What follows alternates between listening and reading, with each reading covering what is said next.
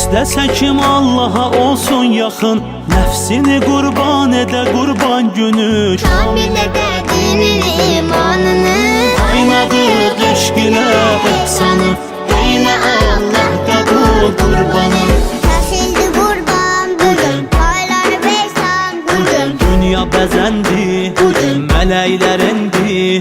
Yer göyə rəhmət yağır, Allahı dildən çağır. Uç gətirib Cəbrəyil, eylədi qurban Xəlil, eylədi qurban Xəlil ol Xəlil. Qaynadıq eşq ilə ihsanı, eylə Allah qəbul qurbanı.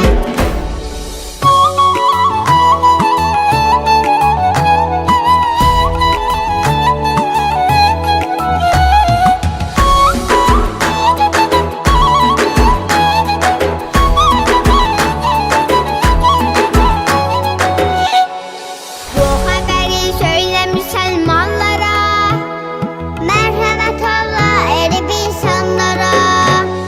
Bu xəbəri söylə müsəlmanlara, mərhəmət Allah edib insanlara. İsmail'in nəff eləyib canını, Qaynadıq eşq ilə ihsanı, eylə Allah qəbul qurbanı.